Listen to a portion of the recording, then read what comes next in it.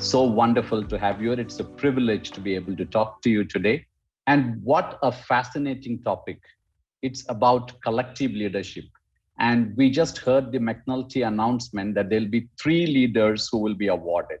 There is a symbolism of collective awards, and then we have a topic on collective leadership. So I'm going to plunge into the topic and ask, maybe it's a good idea for someone with the background of, I would say, 2 fellowship. There is the Cohen Green Fellowship that you are nurturing.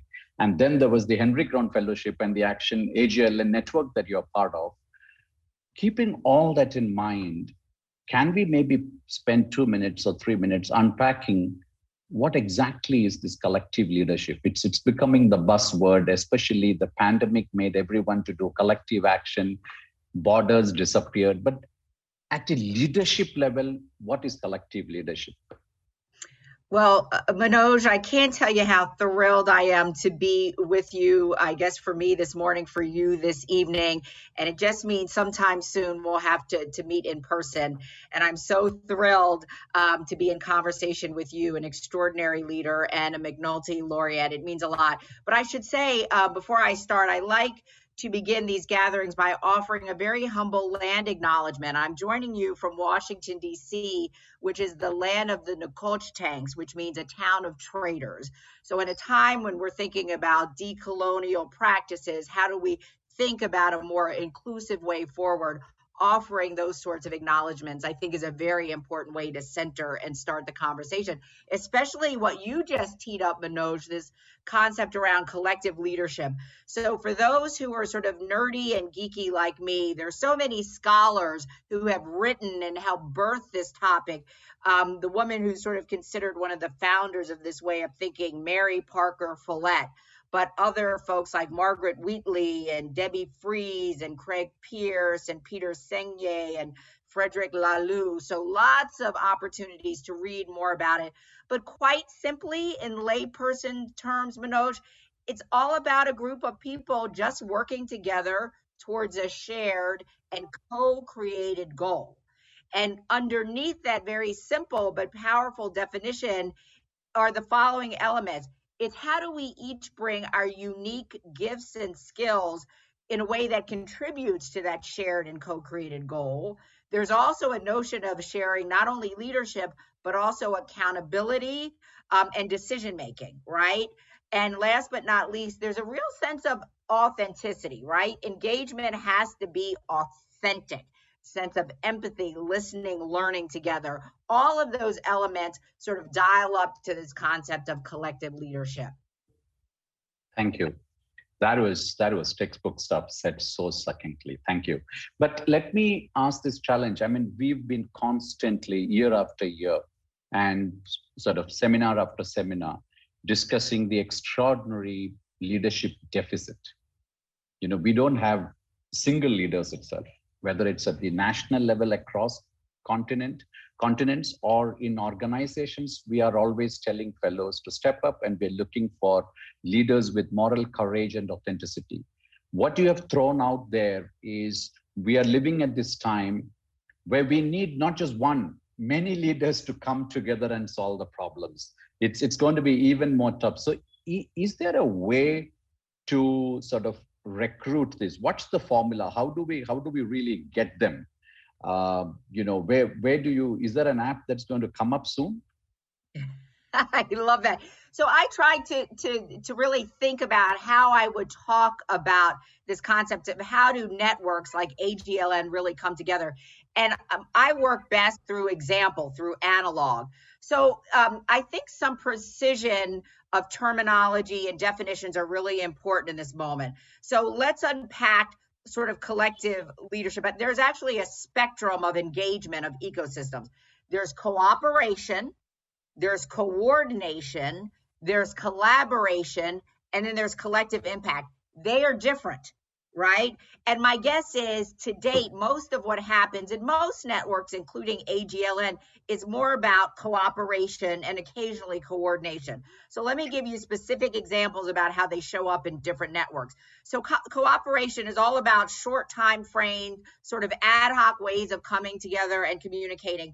I will use as an example of cooperation my wonderful Henry Crown Great Expectations class, what led by two of the phenomenal leaders there, Janet Eckelman and Phyllis Lockett, after the racial reckoning, after the murder of Mr. Floyd, said to our class, we need to step up collectively and do something in this moment. And we should leverage our resources and our privilege to support people on the ground doing work. So they rallied our class to donate a significant amount of money, which they then donated to the Echoing Green Network, which we then distributed to 3 Indigenous Black leaders who were doing amazing work in urban centers around the country. 3 organizations, Mission Launch, Leap Year, and Detroit Live. So that's a great example of cooperation. Coordination is more formalized. It's usually a project-based way of doing work. There are joint policies and programming and resource allocation. It's more about a medium time frame and a framework that brings together disparate forces in a way that is more unified. I think a great example of that, Manoj, and I know you lived through this, the work of DASRA in India, which is a leading strategic philanthropic organization that rallied resources from all over the world when you all were going through that last devastating surge of COVID. The influx of money, oxygen canisters in a coordinated fashion that helped improve the outcomes of people on the ground of India. That's coordination. Collaboration is something very different. That's a step function up, Manoj. It's about dense, interdependent connections that require high trust, frequent communication, pooled collective resources, negotiated shared goals. It is about the long-term work of collective leadership. Great example is something that Echoing Green is a part of, a new collaboration called Catalyst 2030, which is now a network of around 500 social entrepreneurs who came together to accelerate the progress of the SDGs. We have governance structures. We've got project-based work. It's a way for us to work collectively over time to drive change. The last piece is collective impact. This is very difficult and super long term that over time leads to population level changes. You need a common agenda, but also shared measurement frameworks, a shared plan of action for mutually reinforcing activities, backbone organizations that track and guide all of this work that leads to systems change over time. One of my favorite examples of this, Manoj, is the work of FAIR, which is a coalition started by the private equity leader, Jeremy Kohler, which is now a collaboration or a collective impact group of 200 investors representing over $12 trillion in assets that are really working hard to change the global food supply chain with a focus on livestock production systems. And they really, through research, investor pressure, are really forcing a lot of corporate leaders to set targets for cutting greenhouse gas emissions from the meat and dairy supply chains. It's a great example of how collective impact can work, but it requires dedicated resources over the long term. Thank you. That was breathless, super stuff. When you said and explained, I mean, Dasra Nira, who runs it, who's the co-founder, is a good friend and from a class that we are very proud of. The real challenge that I have is each of the India Leadership Initiative classes, the Kamal Nayan Bajaj Fellowship, if you take, we find, I've been moderating them, and we find that many a time when we discuss the venture, which is the crux of the fellowship, many times the fellows want to come together and do a collaborative venture. And let me share this, the Indian context. I don't know globally how well it works. Collaborative ventures have been really taken off. And they do well when they are done individually. This has been the Indian context in terms of percentage.